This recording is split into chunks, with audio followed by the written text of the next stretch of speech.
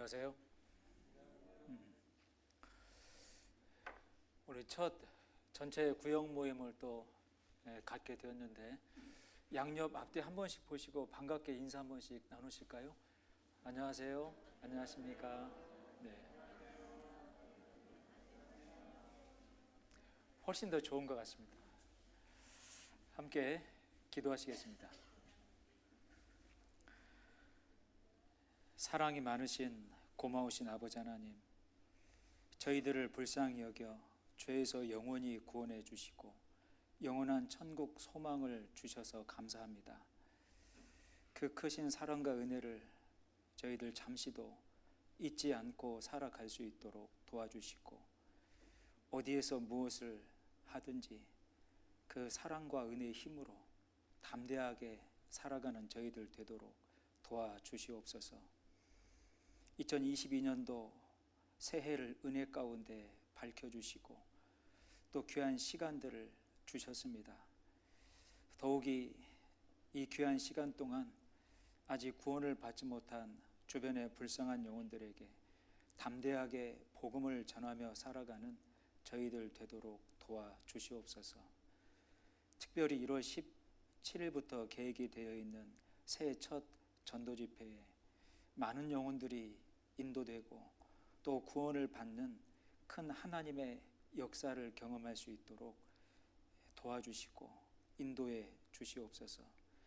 기도하며 전도하는 저희들의 마음 가운데에도 간절히 하나님 앞에 의지하고 결코 어떤 상황 가운데서도 낙심낭망하지 않고 담대하게 복음을 전하는, 함께 기도하고 또 함께 참여하는 하나님의 영적인 시간이 될 수 있도록 도와주시옵소서.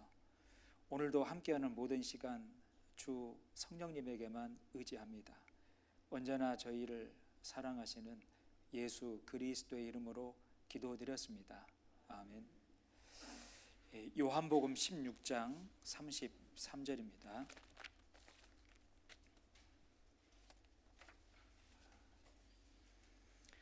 신약성경 177페이지 요한복음 16장 33절입니다. 제 음성 잘 들리시죠? 예. 혹시 작으면 잘 안 들린다라고 의사표시를 해 주셔야 저는 이 옆에 스피커로만 듣기 때문에 여러분들이 잘 들리는지. 잘 들리십니까? 예. 작아요? 예, 음량을 조금만 키워 주십시오. 예. 요한복음 16장 33절 말씀입니다.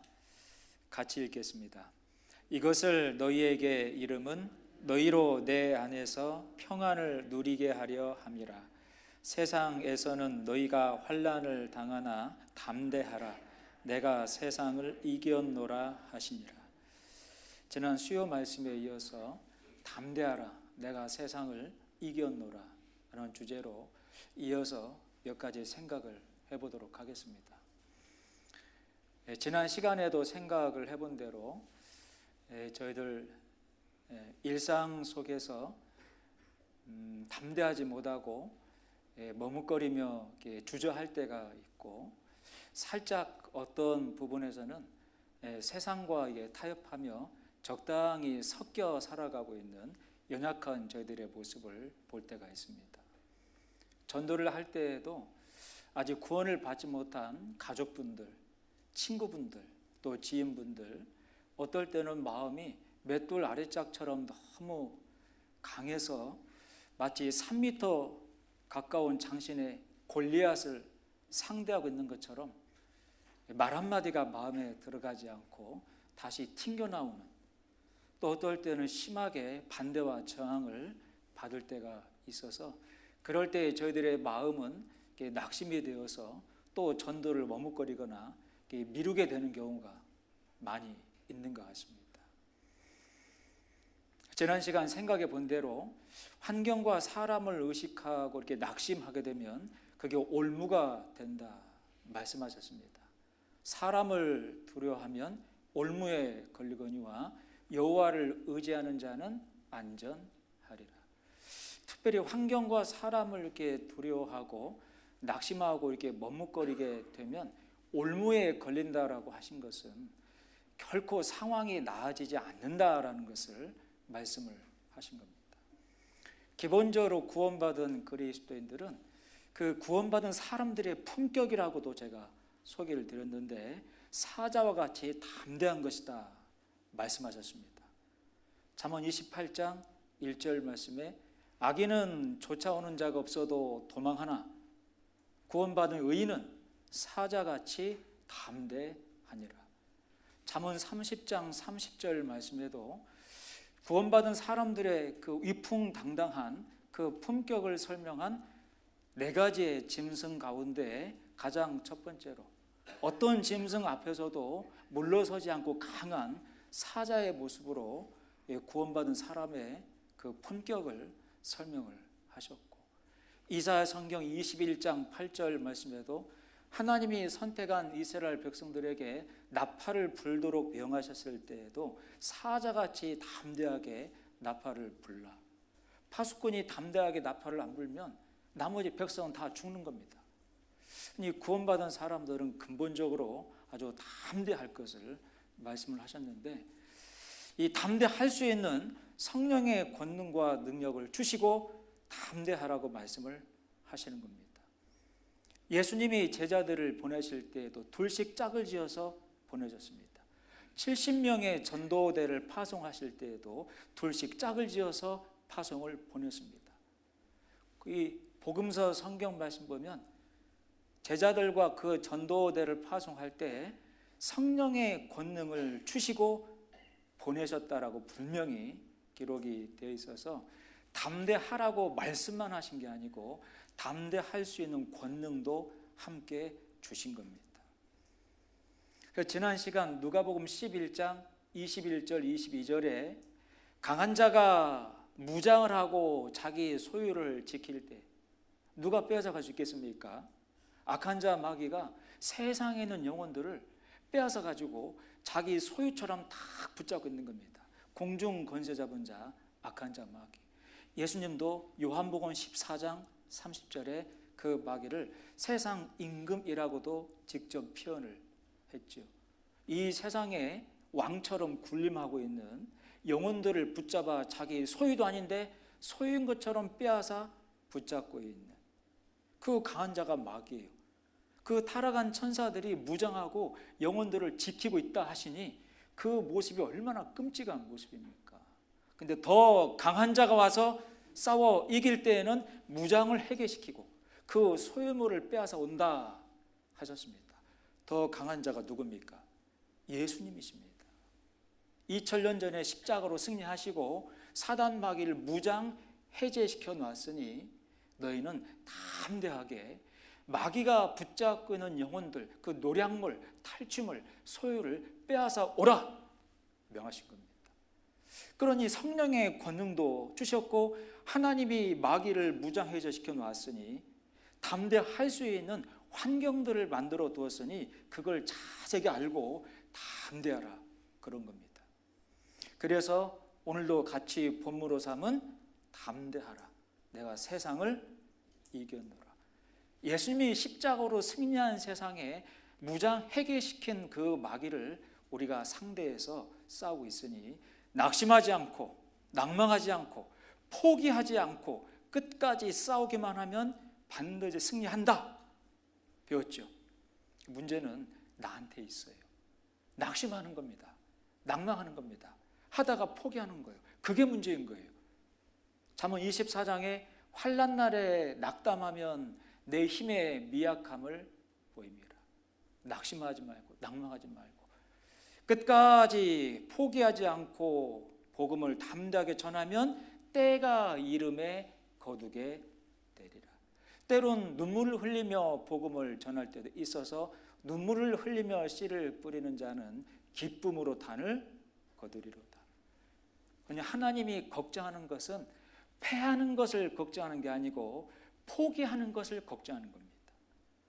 그래서 잠언 24장에 의인은 안 넘어지는 자가 아니고 넘어지기도 하지만 오뚜기처럼 다시 일어서는 자가 의인이라고 말씀을 하신 겁니다. 연결된 말씀이에요.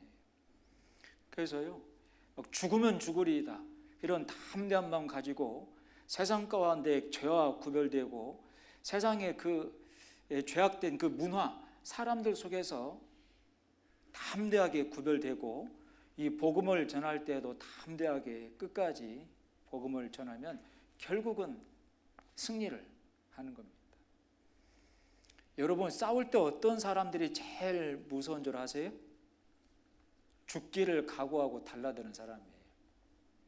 실제 어떤 교회 목사님이 학생 때, 지금 자세히 기억은 안 나는데요, 제가 광주에 있을 때 간증을 들은 기억이 살짝 납니다. 유도부인지 아마 권투부인지 학생들하고 시시비비가 벌어졌던 모양입니다. 그 운동을 하지 않은 이 목사님이 학생 때 운동하고 있는 권투인지 유도인지, 유도라고 한번 생각을 해보죠. 그 학생들하고 싸우면 이길 수 있겠어요, 없겠어요? 못 이기죠. 훈련으로 단련된 그 학생을 어떻게 넘어뜨릴 수가 있겠습니까? 여러 가지 기술을 가지고 있는데. 근데 결투를 신청을 했대요. 시시비비가 걸려가지고 보란 듯이 그냥 꼬꾸라 넘어졌죠. 근데 다음 날에도 유도부를 찾아가서 결투를 신청하고 또 꼬꾸라 넘어졌습니다. 또 그 다음 날에도 찾아가서 결투를 신청하고, 제 기억에 보름인가 그 이상을 결투를 신청하러 유도부 학생을 찾아갔대요. 그랬더니 유도부 학생이 자기가 졌다라고 무릎을 꿇더랍니다. 그러니까 죽기를 각오하고 계속 찾아오니까 무섭더래요. 찾아오는 그 학생이, 그 목사님. 사생결단, 이 뭔가를 하려고 하는 사람한테는요, 이길 재간이 없는 겁니다. 그런 사람들은 우리가 세상 가운데 복음을 전할 때에도 끝까지 포기하지 않고 담대하게만 복음을 전하면 세상이 그런 사람들을 감당할 수 없는 겁니다. 제가 베드로 사도도 지난 시간 소개했습니다. 사도행전 2장 말씀에 오순절날 성령이 강림하시고 마가의 다락방에 모여있던 100명이 넘는 그 믿음의 식구들이 성령의 임재를 받았습니다. 그 성령이 임하시는 모습이 불의 혀같이 갈라지는 모습으로 성령이 임재하셨다.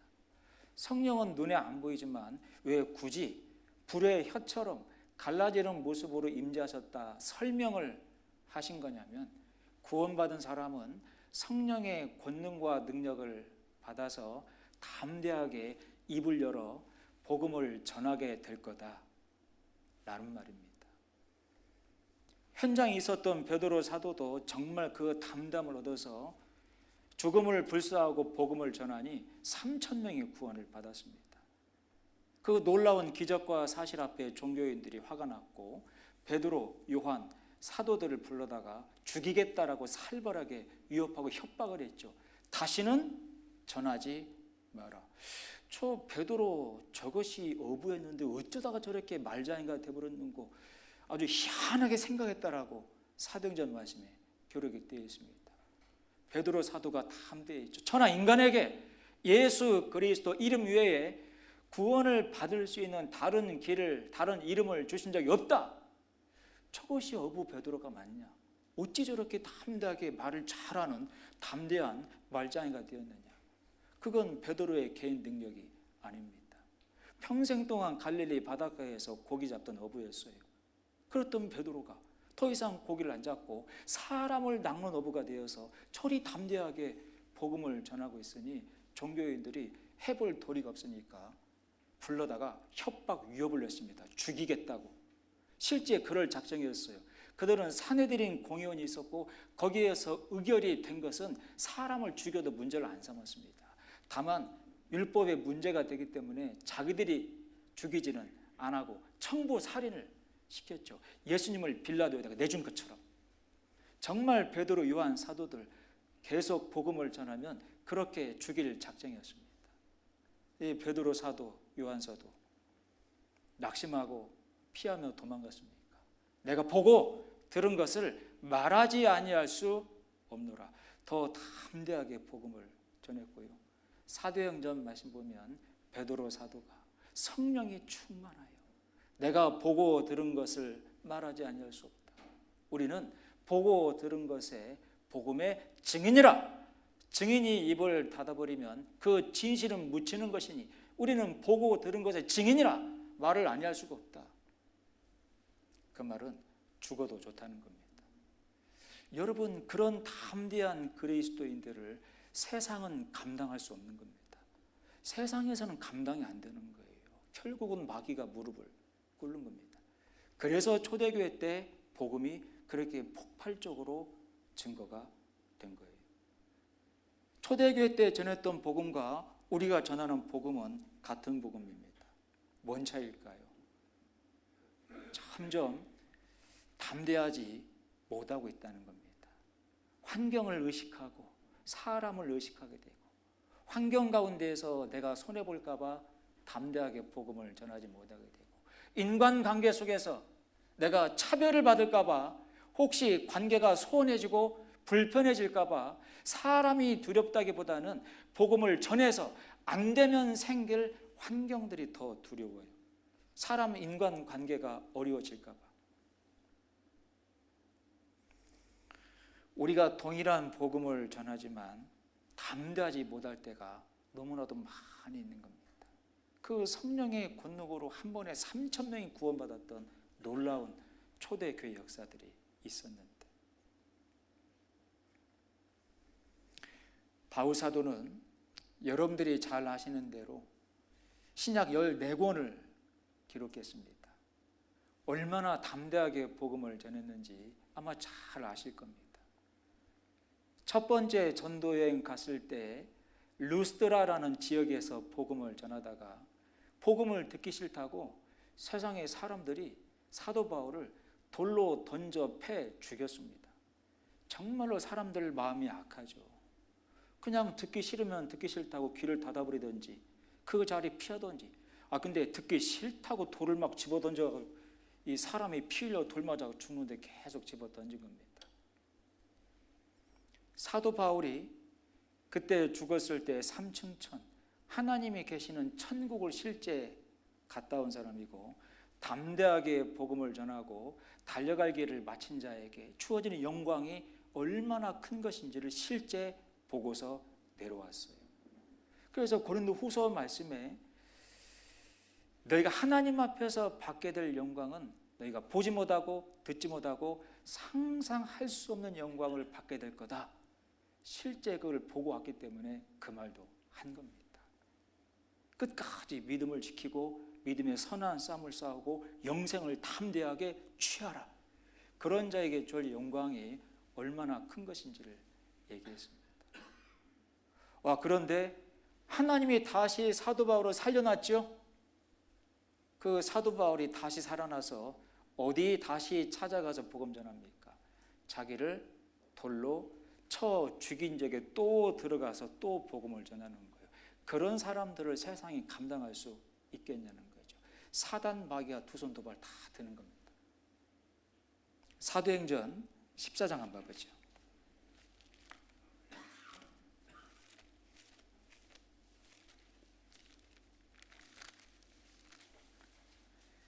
사도행전 14장입니다. 19절 말씀부터 보시겠습니다. 신약성경 212페이지 사도행전 14장 19절 말씀입니다. 212페이지입니다. 찾으셨죠? 유대인들이 안디옥과 이고니온에서 와서 무리를 초인하여 선동했다 그 말입니다. 돌로 바울을 쳐서 죽은 줄로 알고 죽은 거예요. 성 밖에 끌어내치니라. 제자들이 둘러섰을 때에 바울이 일어나 성에 들어갔다가 이튿날 바나바와 함께 더베로 가서 21절을 같이 읽죠. 복음을 그 성에서 전하여 많은 사람을 제자로 삼고 루스드라와 이고니온과 안디옥으로 돌아가서 첫 번째 전도 여행 가운데 가장 가장 힘든 지역이 루스드라라는 지역이었습니다. 근데 이고니온 지역에서까지 사람들이 원정을 와가지고 이 복음 전하는 바울 사도에게 듣기 싫다고 돌멩이를 집어 던져 죽게 한 겁니다. 참 살벌한 지역이었죠. 그런 사람들이었습니다. 하나님이 바울을 다시 살려놨습니다. 다시 벌떡 일어나 살아나더니 차기를 돌로 쳐 죽인 그 지역으로 돌아갔다고 되어 있습니다. 어떤 마음으로 돌아갔을까요? 정말 또 죽으면 죽으리이다. 정말로 담대한 마음으로 다시 들어간 겁니다. 하나님이 우리에게 주신 마음은 두려워하는 마음이 아니요 오직 능력과 사랑과 근신하는 마음이니. 저희들 담대함을 갖기 위해서 예산을 충분히 세우고 갖자라고도 생각해 봤지요. 악한 자 마귀에게 빼앗겨 있는 영혼들을 다시 찾아오는 영적인 전쟁은 결코 쉬운 전쟁, 짧은 전쟁은 아닙니다. 여러분들 죄송한 말씀이지만 길 가다가 개가 뼈다귀 하나 물고 있으면 그 개가 물고 있는 뼈다귀 뺏으려고 해봐요. 물어버립니다. 먹이를 먹고 있는데 건들면요 물어요. 으르렁거립니다. 하물며 악한 자 마귀가 붙잡고 있는 그 영혼들을 다시 찾아오는데 결코 쉬운 전쟁도 짧은 전쟁도 아니어서 극렬한 싸움이 있다라고 하는 예산을 충분히 세워야 된다는 것을 말씀을 드렸어요. 저희는 너무나 쉽게 간단하게 생각하고 전도하다가 이 반대를 만나게 되면 아이고야 안 되는가 보다 못하겠다 그냥 낙심하고 손을 놔버리는 경우도 종종 있는 것 같습니다. 간절한 마음이야 정말 갖고 있겠지만 담대함이 없어서 머뭇거릴 때가 있는 거예요. 마가복음 성경 마지막 장에 너희는 천하에 두루다니며 만민에게 복음을 전파하라 그랬죠. 그 복음을 듣고 믿는 자들이 일어서게 되고 그 믿는 자들이 독사를 뱀을 만나게 되고 독사의 독을 먹게 될 것이다. 그런데 괜찮을 것이다 그랬어요. 왜 구원받아 믿음을 갖게 된 자들이 뱀을 만나게 되고 독사의 독을 마실 거다 그랬을까요? 구원을 받게 되면 정말로 그 구원이 감사하고 크기 때문에 아직 구원받지 못한 가족들과 주변 사람들이 생각이 납니다. 본인이 구원받은 기쁨으로 전하는데 심한 저항과 반대를 만날 때가 있지요. 뱀을 만나게 되고 독한 독을 마시게 될 때도 있는데 괜찮다 그랬습니다. 실제 사도 바울이 어느 지역에 갔을 때는 나뭇가지를 치우다가 뱀을 잡았는데 독사가 물었습니다. 그 장면 보고 그 지역 사람들이 저 바울 하나님께 징계받아 죽는다 그랬는데 바울 죽었습니까? 아무렇지도 않았어요. 그 뱀은 마귀의 상징입니다. 더 이상 복음을 전하지 못하게 뱀, 마귀는 물어서 독이 퍼지게 하지만 괜찮다 그랬어요. 하나님이 막으신다 그랬습니다. 우리가 전도할 때 생각만큼 쉽지가 않다는 것을 만나게 되고요.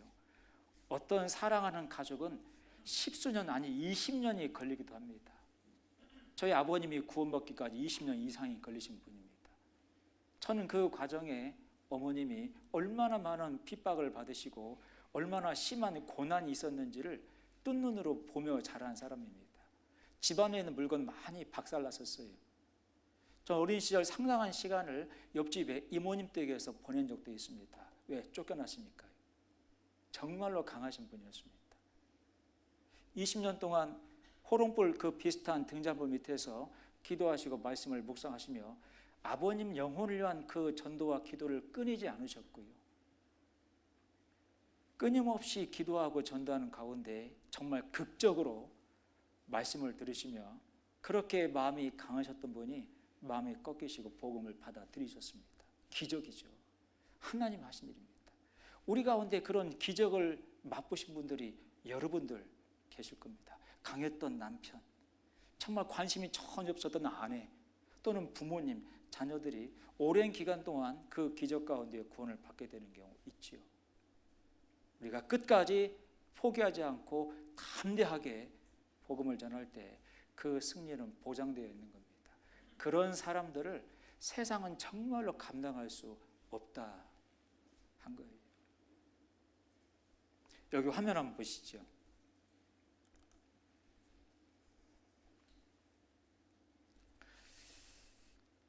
마태복음 10장 1절 말씀에 조금 전 제가 소개를 암송으로 했었지요. 예수께서 그 12 제자를 부르사 더러운 귀신을 쫓아내며 모든 병과 모든 약한 것을 고치는 권능을 주시니라. 예수님이 제자들을 전도하도록 보내실 때 권능을 부여하시고 보내셨다는 사실을 기억하시고, 이 권능은 성령의 권능입니다. 예수님에게 있었던, 예수님이 봉사를 눈뜨게 하고 안증매 일으키셨던, 죽은 나사로 살리셨던 그 성령의 권능을 제자들에게도 주시고 전도하도록 보내신 겁니다. 그 성령의 권능이 우리한테도 임재해 있는 거예요. 사도행전 1장 8절 같이 읽어볼까요? 오직 성령이 너희에게 임하시면 너희가 권능을 받고 예루살렘과 온 유대와 사마리아와 땅 끝까지 이르러 내 증인이 되리라 하시니라. 이건 반드시 내 증인 역할을 하게 될 것이다, 그 말입니다. 여기에도 성령이 너에게 임하시면 너희가 무엇을 받고요? 권능을 받고. 우리 가평교회 형제 자매님들 성령의 권능을 받으셨습니까? 네, 받았어요.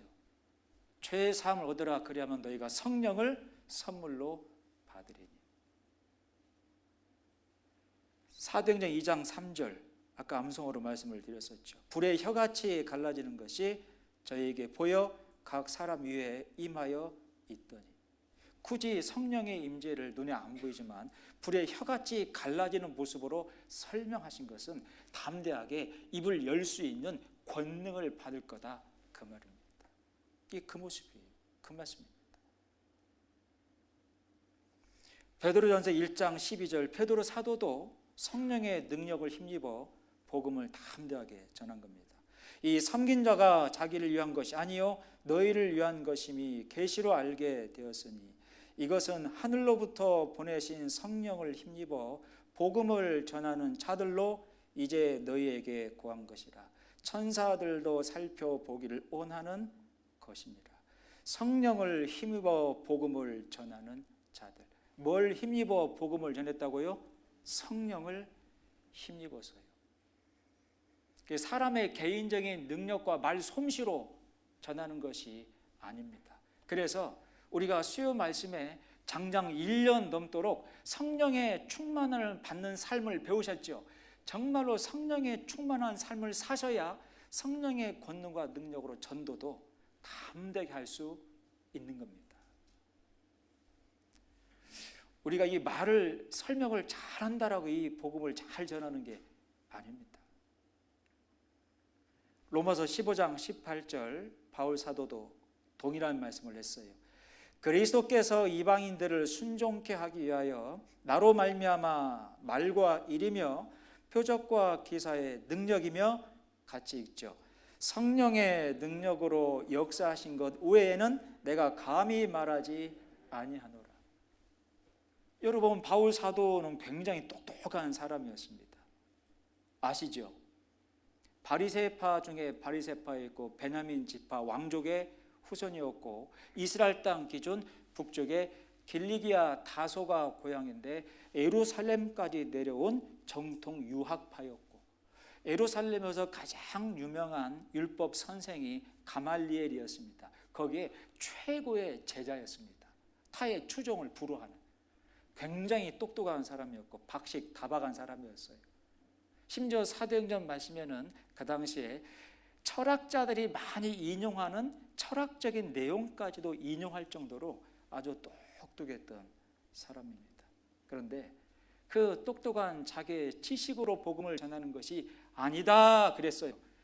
똑똑한 지식으로만 전하게 될까 봐 두려워 떨었다라고 고백을 했습니다.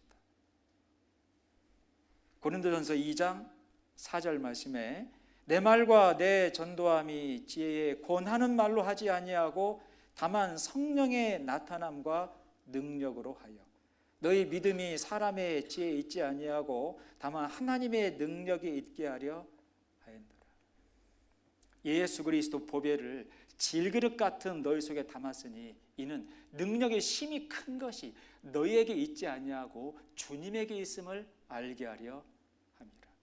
능력의 힘이 큰 것이 성령의 능력으로 내 속에 담겨져 있습니다. 우리가 개인적인 힘과 능력으로 전도하고 복음 전하는 게 아닙니다. 그래서요, 1년 넘도록 성령의 충만은 받는 삶에 대해서 수요 말씀을 통해서 얼마나 많이 우리가 공급을 받았습니까? 성령은 말씀과 함께 역사하기 때문에 말씀을 사모하고 말씀이 증거가 되는 곳에 함께하고 말씀이 충만한 삶이 성령의 충만을 받는 기본적인 삶인 것을 많이 배웠잖아요. 그런 삶을 유지하시면서 전도해야 성령의 능력과 권능을 힘입을 수 있는 겁니다.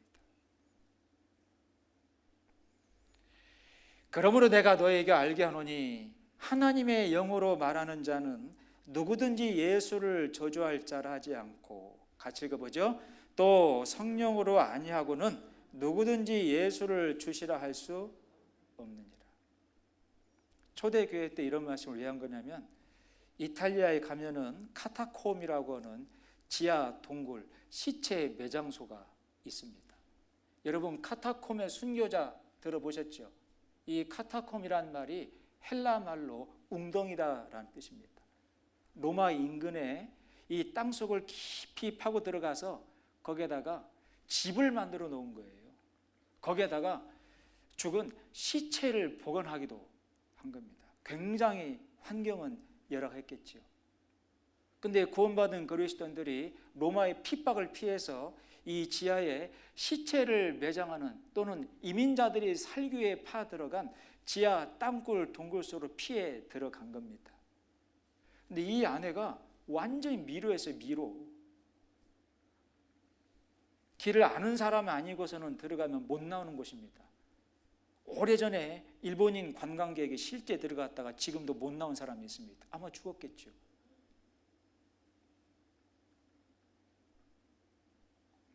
여기에서 구원받은 초대교회 그리스도인들이 구원받은 그리스도인들의 상징이라고 알려져 있는 이 물고기 모양의 익투스, 이 표시를 가지고 서로 알아보고 인사를 나누고 그랬던 겁니다. 이 익투스라는 말이 물고기라는 뜻의 헬라 말이거든요. 이 표시 자동차에다가 붙이고 다니는 사람들 꽤 있습니다. 근데 뜻도 모르고 붙이고 다니는 분이 있더라고요. 이 속에 헬라 말로 예수 그리스도는 하나님의 아들이시요 우리의 구원자이십니다 라는 단어들의 첫 글자를 따가지고 안에 탁 집어넣는 거예요. 이게 베드로의 신앙 고백이에요. 이 표시로 이 어두운 그 열악한 지하 동굴에서 서로 인사말을 나누면 알아본 겁니다. 그러다가 잡히면 이런 원형 경기장에 사자의 밥으로 던져지기도 하고 검투사의 칼에 장난감처럼 던져져 죽임을 당하기도 한 겁니다. 제가 이 장소를 실제 가봤고 거기에 조각으로도 남겨져 있습니다. 수많은 그리스도인들이 이렇게 순교를 당했다고요. 근데 순교를 당하면서도 비굴하지 않았다고 알려져 있습니다. 이 원형 경기장 속에서 정말 많은 그리스도인들이 십자가에 달려 불로 살라졌고 껍질이 벗겨졌으며 짐승의 밥으로 던져졌다라고 기록이 되어 있는데, 한 명의 그리스도인도 피하거나 비굴하게 로마 황제에게 무릎을 꿇는 사람은 없었다라고 기록이 되어 있습니다. 정말로 담대했죠. 죽으면 죽으리이다. 황제에게 절을 한 번만 하고 예수 그리스도를 부인하기만 하면 살려주겠다라고 회유를 하는데에도 하나님이 인간의 몸으로 오시고 목숨 바쳐 구원하신 그 사랑의 주님을 배반할 수 없다는 게 그들의 믿음이었습니다. 만약 우리에게 동일하게 이런 핍박이 로마 시대 때처럼 전해져서 예수 그리스도를 부인하고 그 누군가에게 한 번만 절을 하면 살려주겠다라고 살벌한 협박하는 시대라면 우리가 그 믿음을 지키고 순교를 당할 분이 몇 분이나 될까요? 저부터도 많이 고민이 될 것 같습니다. 동일한 사랑받아 동일한 복음을 전하는데 정말 담대하지 못할 때가 너무나 많다는 거죠. 여러분 아실 겁니다. 영국에 복음이 전해질 때 순교당한 그 흔적들이 아주 많이 남겨져 있습니다. 영국의 3대 성이 윈저 캐슬, 리즈 캐슬, 그 다음에 워릭 캐슬이에요. 영국의 3대 성입니다. 그 중에 워릭 캐슬, 구원받은 그리스도인들이 가장 많이 순교를 당했다고 알려져 있는 아주 무서운 형벌의 장소였습니다. 여기에 구원받은 그리스도인들을 사지를 끈으로 묶어서 한국 옛날 말로 설명을 드리면 능지처참을 한 거예요. 사지를 찢게 해서 죽인 겁니다. 그런 고문 형틀이 지금도 남겨져 있어요. 이 인간 갑옷입니다. 사람을 여기에 집어넣어놓고 순교를 당한 그리스도인들에게 뼈가 지금도 남아 있습니다. 그냥 말라 죽을 때까지 이 철 갑옷 속에 집어넣는 겁니다. 톱으로 썰어서 두동강 내어서 죽이기도 하고, 눈을 날카로운 막대기로 꽂아서 빼내기도 하고, 이런 꼬챙이에 꽃게에서 죽게도 하고, 인두로 손을 지지기도 하고 손톱을 강제로 뽑기도 했습니다. 그리고 이런 쇠 고랑에 채워서 죽을 때까지 그냥 채워 넣는 겁니다. 심지어 물고문까지 했어요. 이건 아주 굉장히 흔한 고문이었습니다. 이런 가운데에도 신앙과 믿음을 부인하지 않고 담대하게 예수 그리스도의 그 사랑을, 그분에게 받은 그 복음을 전한 겁니다. 잡아 가두고 이렇게 비참하게 고문하고 죽게 하는데에도 그들은 복음 전하는 것을 포기하지 않은 겁니다. 성경은 이런 믿음의 사람들을 세상은 감당할 수 없다라고 분명히 말씀을 하고 있는 겁니다. 히브리서 10장을 한번 봐보죠.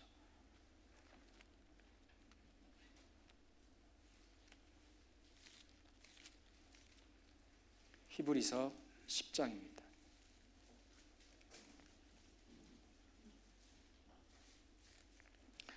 히브리서 11장입니다.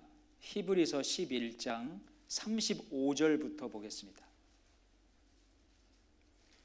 히브리서 11장 35절.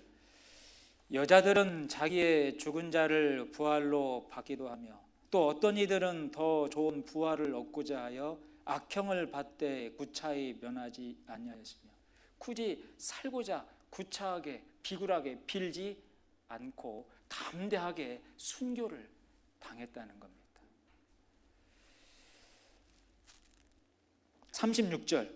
또 어떤 이들은 희롱과 채찍질 뿐 아니라 결박과 옥에 갇히는 시험도 받았으며 돌로 치는 것과 톱으로 켜는 것과, 실제 워릭 캐슬에서 톱으로 켜 죽음을 순교를 당한 사람도 많았어요. 시험과 칼에 죽는 것을 당하고 양과 염소의 가죽을 입고 유리하여 궁핍과 환난과 학대를 받았으니, 38절을 같이 읽죠. 이런 사람은 세상이 감당치 못하도다. 저희가 광야와 산중과 암율과 토굴에 유리하였느니라. 담대하라, 내가 세상을 이겼노라. 함께 하시는 그 주님을 의지하고 내가 받은 주님의 사랑이 얼마나 큰 것인지를 마음에 깊이 새기고, 듣든지 아니 듣든지 복음을 전파하라. 때를 얻든지 얻지 못하든지 복음을 전파하라. 주님의 명령에 순종하여 우리가 담대하게 끝까지 복음을 전하면 결국은 승리를 하는 겁니다. 2022년도 올해 새로운 한 해에 정말 담대하게 세상과 구별되고 담대하게 복음을 전하는 특별한 한 해가 되면 정말로 좋겠습니다. 여러분들의 개인 신앙 가운데에도 우리 또 가평교회 안에서도 말입니다.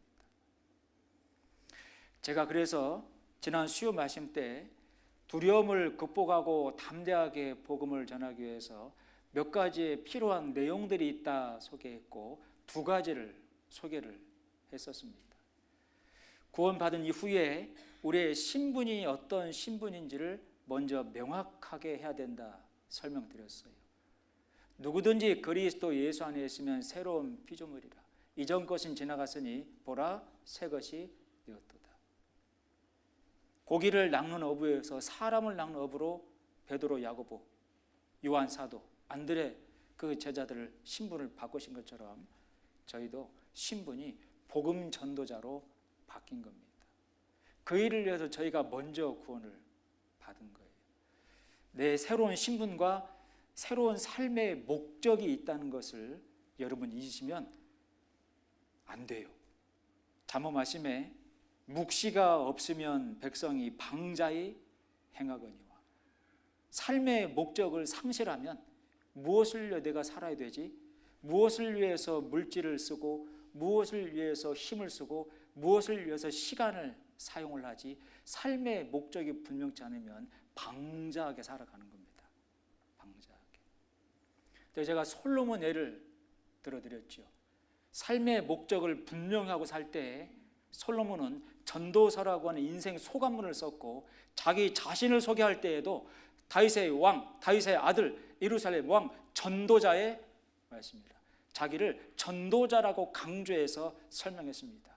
전도서의 내용은 헛되고 헛되며 헛되고 헛되니 모든 것이 헛되도다. 그 다음 성경이 아가서 성경 말씀입니다. Song of Songs, 지극한 사랑의 노래예요.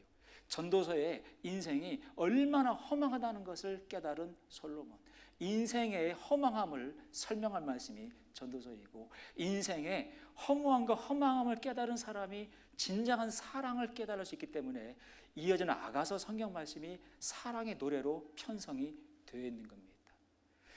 그래서 솔로몬이 인생 가운데 스바 여왕을 전도했을 때가 가장 빛났던 시기입니다.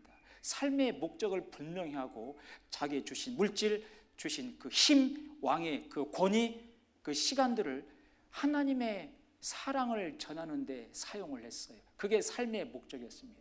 그런데 인생 말년에 솔로몬은 우상을 섬기다가 삶의 목적 상실하고 완전히 그 나라 두동강이 나버리지 않습니까? 그게 재앙의 상태입니다. 여러분들이 구원받고 이 세상 살아가는 삶의 목적은 뭘까요? 아주 큰 집 한 채 얻는 걸까요? 죄송합니다. 정말 1년에 그냥 세기 어려울 정도로 돈 한번 벌어보는 걸까요? 그게 우리 삶의 목적이 되서는 안 됩니다. 왜? 썩어질 거, 사라질 거, 망할 거, 그 장망성에다가 또 성을 쌓아서는 안 되는 거예요. 정말 영원한 것에 성을 쌓아야 됩니다. 너희는 너희를 위하여 보물을 땅에 쌓아두래요, 하늘에 쌓아두래요? 보물을 너희를 위하여 너희가 하늘에 쌓아두라 그랬습니다. 하늘에 쌓아둔 보물은 좀도 동록도 필 염려가 없다. 도둑이 훔쳐갈 염려도 없고 녹이 슬 염려도 없는 보물을 하늘에 쌓아두라. 그게 우리 삶의 목적입니다. 하늘에 쌓아두는 보물은 복음을 전하며 사는 겁니다. 그 삶의 목적을 분명히 할 때 우리가 담대하게 복음을 전할 수 있고, 또 두 번째로 조금 전도 설명을 드렸지만 영적인 치열한 전쟁이 있으니 예산을 충분히 세우자 설명을 드렸습니다. 마지막에 제가 그런 예를 들어드렸죠. 여러분 고래를 잡으러 나갈 때 그냥 민물 낚시 그 닐 가지고 고래 잡으러 나가면 되겠습니까? 아니죠. 마음가짐이 달라야 됩니다. 준비물도 달라야 돼요. 작살 여러 개를 사야 되고 집을 팔아서라도 포경선을 구입을 해야 되고, 어떨 때는 내가 살아서 돌아오지 못할 수도 있다라고 하는 각오도 해야 될 때가 있습니다. 누가복음 14장 말씀에 강권하여 데려다가 내 집을 채워라. 강권하라, 그 말은 뭔 말입니까? 치열한 영적인 전쟁이 있으니 각오해라, 그 말입니다. 그리고 바로 예산을 충분히 세우도록 말씀한 겁니다. 마태복음 10장 말씀에 내가 세상에 화평을 주러 온 줄로 생각지 마라, 검을 주러 왔노라. 아들이 그 아비와 딸이 어미와 시어미와 그 며느리가 불화하게 하려 함이니 자기 집안 식구가 원수니라. 그건 치열한 영적인 싸움이 있습니다. 그걸 마땅하고 당연하다라고 생각을 하셔야 됩니다. 전도하다가 복음 전하다가 반대를 받게 되면 올 것이 왔다라고 생각을 하셔야지, 아이고 큰일 나겠네 생각하면 안 된다 그 말입니다. 그리고 복음 전할 때 반대하시는 분과 감정적으로 싸우면 절대로 안 돼요. 그 말씀도 생각해 봤죠? 저희가 나를 미워하는 것은 나를 미워하는 게 아니고 내 속에 계시는 예수 그리스도를 미워하시는 것이라. 이는 예수님이 세상을 악하다고 함이라. 사람하고는 절대 싸우면 안 됩니다. 그리고 전도할 때 협박하면서 전도하면 절대로 안 돼요. 어떤 분들은 충격 요법이 필요하다고 협박하면서 전도하는데 정말 잘못하는 겁니다. 그 영혼의 마음이 심령이 상해버리면 대적합니다. 끝까지 대적해요. 그런 사람들 마음 바꾸기 정말 힘듭니다. 제가 광주에 있을 때요, 어떤 자매님이 부모님 전도를 갔다가 협박이 왔어요. 내가 다시는 이 집안에 발을 안 들일 겁니다. 세상 이렇게까지 부탁하는데 말씀 한번 안 들어줍니까? 내가 다시는 이 집안에 발을 들이지 않겠습니다. 그러고 왔어요. 잘했을까요? 그 자매님 간증할 때 이렇게 얘기했습니다. 우리 부모님은 충격 요법이 필요하다고. 100번, 1000번, 10,000번 잘못한 겁니다. 제가 그 자매님 상담하면서요, 바로 찾아가서 손이 마르고 닳도록 빌라고 했습니다. 여러분, 전도할 때 절대 협박하며 전도하면 안 돼요. 그건 정말로 잘못하는 겁니다. 정말로 잘못하는 거예요. 마귀가 두고두고 써먹을 겁니다. 온유하라. 사람에 대해서는 끝까지 온유하게 돼야 되는 거예요. 싸움은 하나님이 하시는 겁니다. 여러분들이 싸워서는 안 돼요. 끝까지 온유함으로 대하셔야 됩니다. 싸움은 나한테 속한 게 아니에요. 전쟁은 하나님께 속한 전쟁이죠. 역대하 20장 보겠습니다.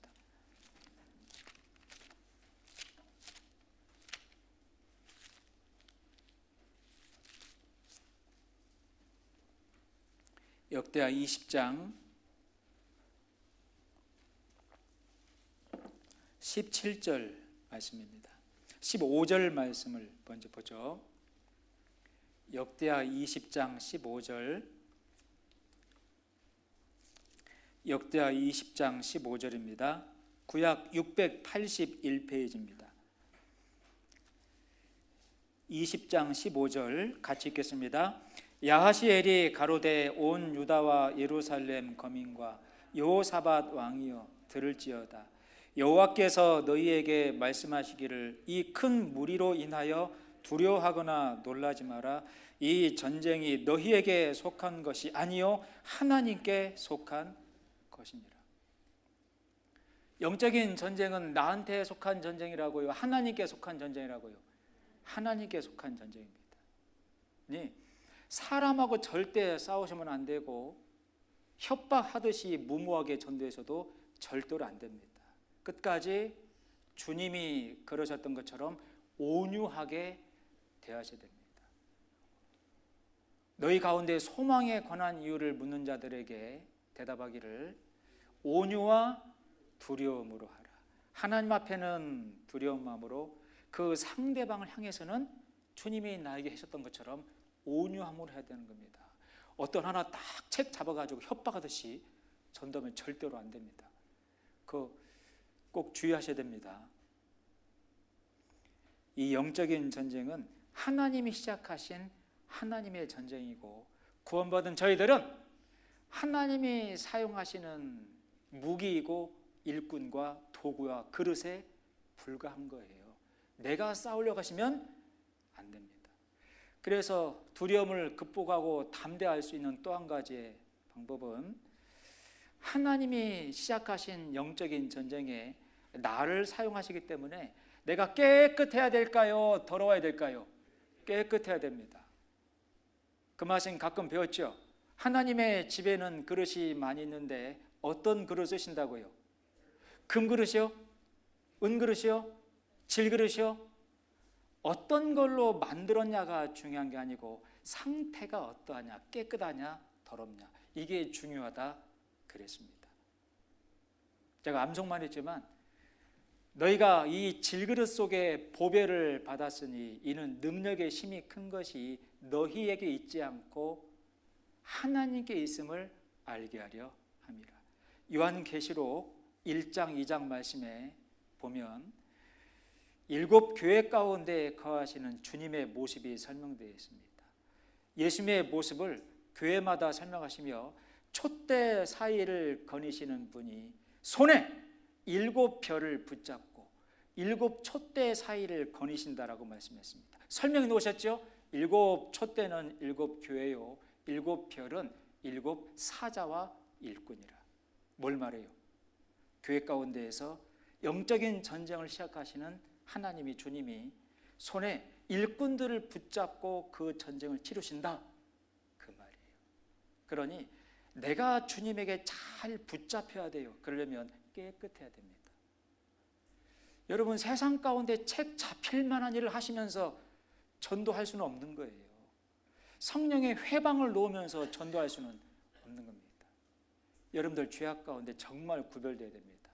살짝 죄를 탐하면서 살짝 세상과 섞여 있으면서 적당히 타협하며 살면서 적당히 타협하며 살고 있는 환경 가운데 있는 사람들에게 복음 한번 들어보시죠. 들을까요? 당신부터 잘 들으세요. 그럴 겁니다. 여러분, 같이 상에 앉아서 술을 마시면서 전도할 수 있을까요? 부동산 투기를 하면서 그 사람들에게 전도할 수 있을까요? 노름을 하면서 그 자리에 전도할 수 있을까요? 말도 안 되는 소리죠. 못합니다. 안 됩니다. 영적인 전쟁은 하나님께 속한, 하나님이 시작한 전쟁이기 때문에 깨끗해야 돼요. 깨끗해야 돼요. 고린도후서 6장입니다.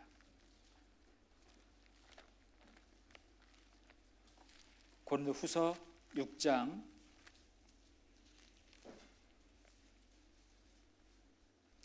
3절입니다.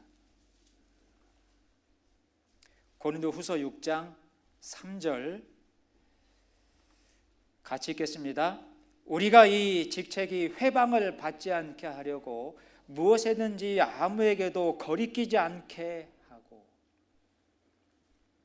여러분들의 능력으로 전도하는 게 아닌 것을 분명히 아셔야 돼요.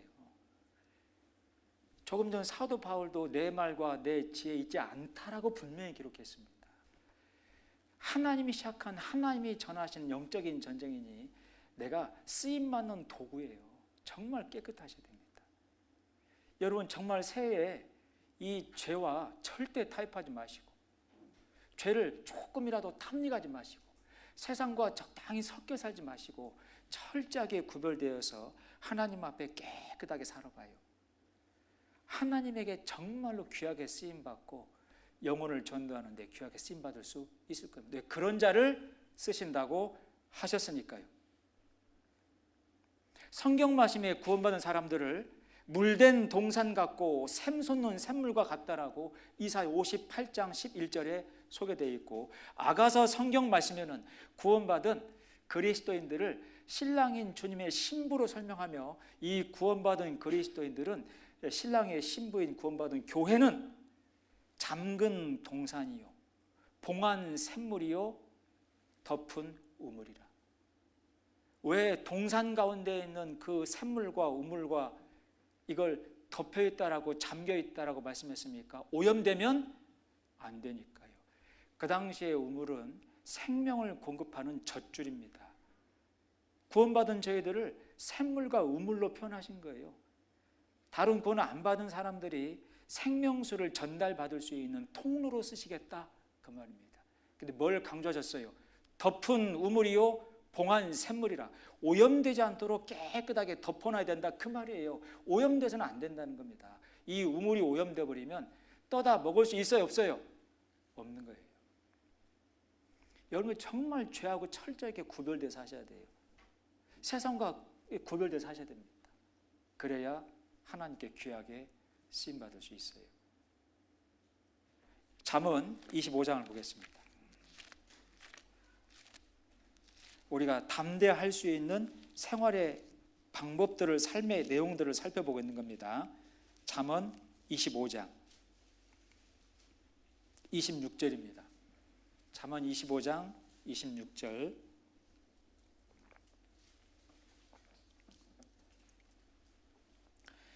잠언 25장 26절을 같이 읽겠습니다. 의인이 악인 앞에 굴복하는 것은 우물의 흐리어짐과 샘의 더러워짐 같으니라. 세상과 죄와 타협하고 적당히 섞여서 어물쩡어물쩡 굴복하고 비굴하게 사는 것은 우물이 더러워지고 샘물이 오염되는 것과 똑같다 하신 겁니다. 그건 여러분 창세기 26장 저 봐보세요. 창세기 26장 말씀에 보면 이삭이 하나님에게 축복을 받고 농사의 결실을 몇 배 얻었다 하십니까? 100배를 얻었다고 되어 있어요. 그건 상상을 초월하는 거예요. 여러분 농사 지어보잖아요. 100배 이상의 결실을 어떻게 얻어요? 여러분 작년보다 100배 얻을 수 있어요? 옥수수 농사 작년보다 100배 얻을 수 있습니까? 감자 농사를 작년보다 100배 얻을 수 있어요? 근데 실제 하나님의 도움으로 이삭이 100배의 결실을 얻은 겁니다. 기적이죠. 그걸 누가 샘냈어요? 옆에 블레셋 사람들이요. 그리고 그 결실을 방해하려고 첫 번째로 한 것이 뭡니까? 우물을 다 메워버렸어요. 블레셋 사람이 첫 번째 한 거 우물을 다 메우고 다닌 겁니다. 그걸 이삭이 옮겨 다니면서 다시 팠어요. 우물은 구원받은 사람들의 생명물을 공급하는 통로라고 말씀하신 겁니다. 이게 더러워지면 절대로 안 돼요. 여러분들이 세상을 살아가는 방식을 꼼수와 어떤 자기 수단과 방법, 잔머리로 사시면 절대로 안 됩니다. 사람은 속일 수 있어도 하나님은 사람이에요, 아니에요? 하나님은 사람이 아니신 거예요. 정말 생활 가운데도 정직하게 죄와 구별되어서 하나님을 의지하고 하나님께 바라보는 마음으로 물질이든 건강이든 하나님께 의지하는 법을 배우고 의지하며 사셔야지 세상과 수단과 방법으로 사시면 안 됩니다. 꼭 기억하시 바랍니다. 정말 담대하게 복음 전하려면 내가 고개를 들 수 있어야 돼요. 하나님 앞에 떳떳하지 못하면 고개를 못 든다니까요. 마귀가 고개를 들지를 못하게 만들어요. 욥기 11장입니다.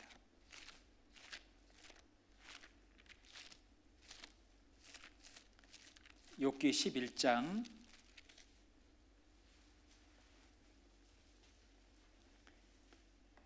욥기 11장 14절 15절입니다.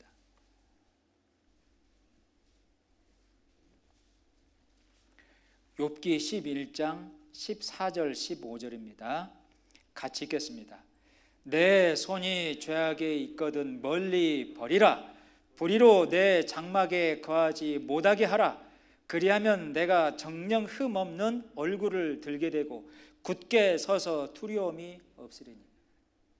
우리가 두려움을 극복하고 담대하게 하나님 앞에 서서 성도 앞에 서서 세상 사람들을 향해서 담대하게 복음을 전하는 비결 중에 하나는 깨끗해야 됩니다. 하나님 앞에 합당치 못한 것을 버리셔야 돼요. 그걸 가지고 담대하게 고개 들고 복음 전할 수는 없는 겁니다. 여러분 주일날 세상에 즐거움, 내 육신을 즐겁게 즐겨가면서 또 돈을 많이 벌게 장사하면서 하나님 앞에 떳떳하게 복음 전할 수 있겠습니까? 믿음을 가지고 하나님께 맡기며 믿음 갖고 사는 법을 훈련을 많이 받으셔야 돼요.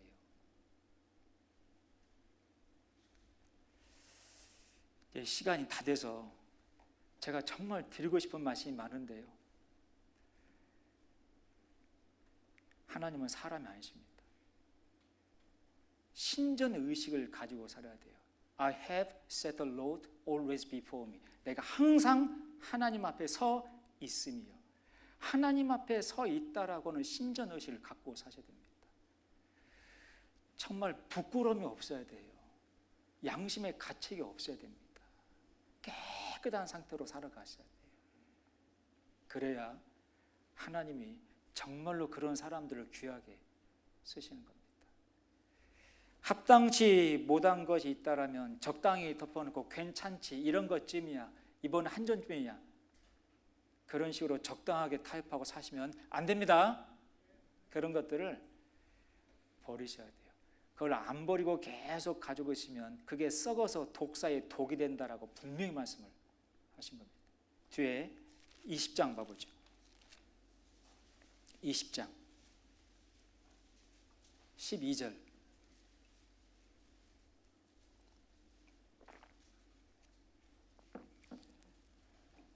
(20장 12절)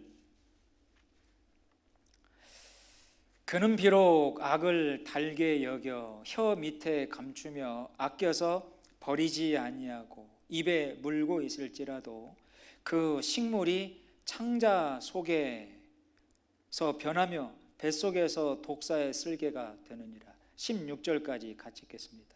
그가 재물을 삼켰을지라도 다시 토할 것은 하나님이 그 배에서 도로 나오게 하심이니 그가 독사의 독을 빨며 뱀의 혀에 죽을 것이라. 이게 세상과 적당히 타협하고, 이게 죄송합니다, 잔머리 굴리며 세상의 꼼수를 가지고 적당하게 뭔가 이렇게 살아가려고 하는 게 달아요. 몰래 먹는 떡이 다름이요. 이걸 마치 학생 때 선생님에게 들키지 않으려고 눈가 사탕 하나 입에 오물오물 물고 있는 것처럼 물고 있잖아요. 결국은 그때는 달콤할지라도 뭘로 변한다고요? 독사의 독으로 분명히 변합니다. 여러분, 신앙을 썩게 만드는 거라고요. 그래서 전도가 안 돼요. 실은 전도할 자신감도 갖지 못합니다. 하려고 모양 갖추지만 자신감이 없어요. 내가 하나님 앞에 떳떳이 못하거든요. 전도는 내 의지와 내 방법만 가지고 하는 게 아니니까요. 성령의 도우심과 하나님의 능력으로 전도가 되는 거니까요. 나는 하나님께 내어드리는 겁니다. 쓰시옵소서. 우리가 믿음 가지고 살아야 되는 것도 분명히 맞지만, 우리가 두려움을 극복하고 담대하게 얼굴을 들고 복음을 전하기 위해서는요, 철저하게 죄와 세상과 구별되어서 하나님 앞에, 사람 앞에가 아니고요, 하나님 앞에 깨끗하게 사셔야 됩니다. 성경 말씀에 사람들 앞에 향기라고 되어 있습니까? 하나님 앞에 향기라고 되어 있습니까? 먼저는 하나님 앞에 향기예요. 그걸 착각하신 분이 있더라고요. 고린도후서 2장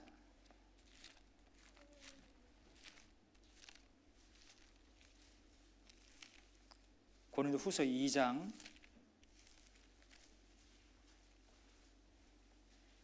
15절입니다.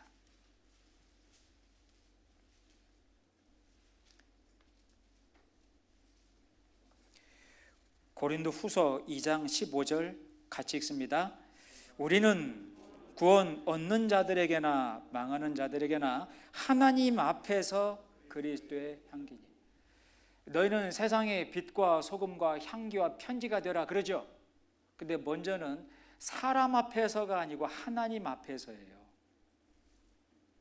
여러분, 하나님 앞에서의 내 모습이 먼저 올바르게 된다, 그 말입니다. 아시겠죠? 자, 마지막으로 여기 화면 한 번만 봐주세요.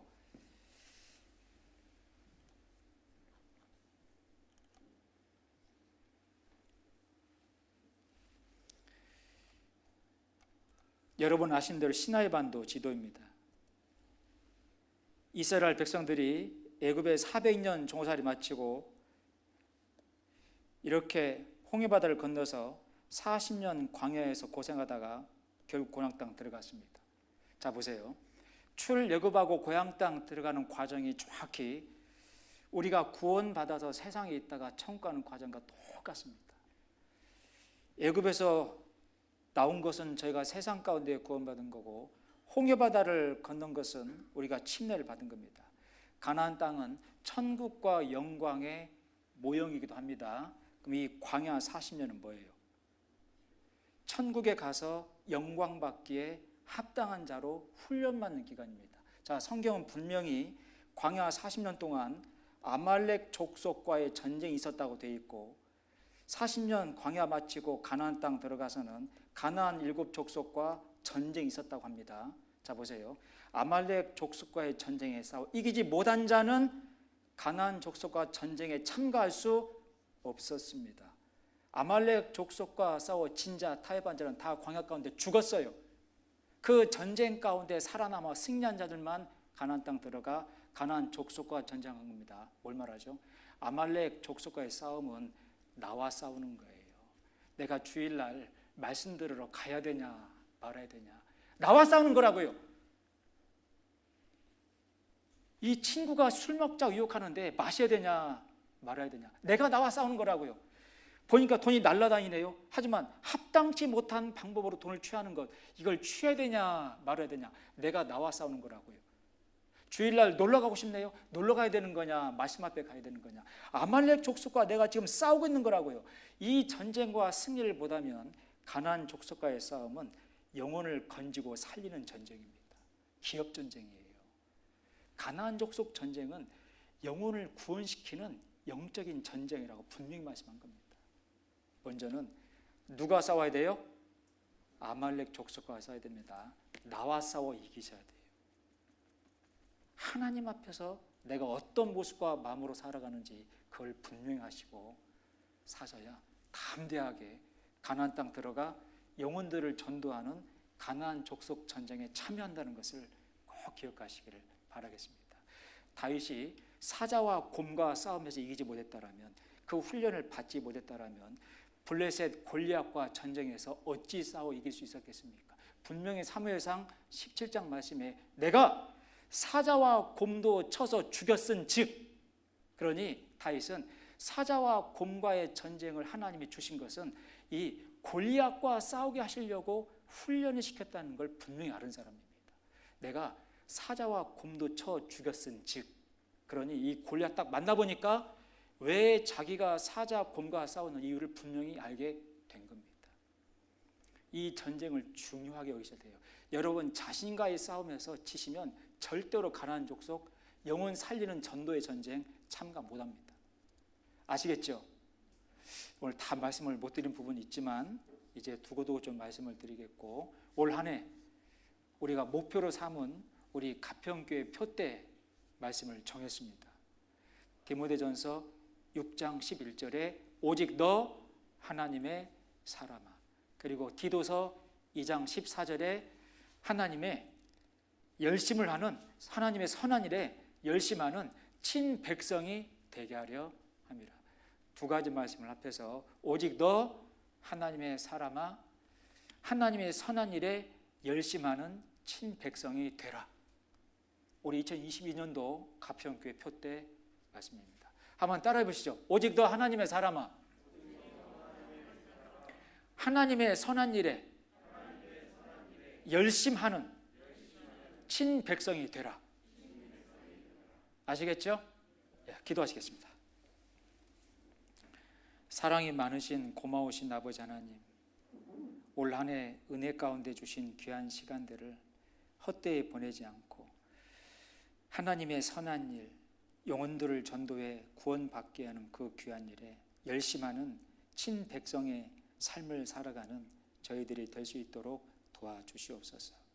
이어지는 시간도 함께 해 주실 것을 믿사오며 저희를 사랑하시는 예수 그리스도 이름으로 기도드렸습니다. 아멘.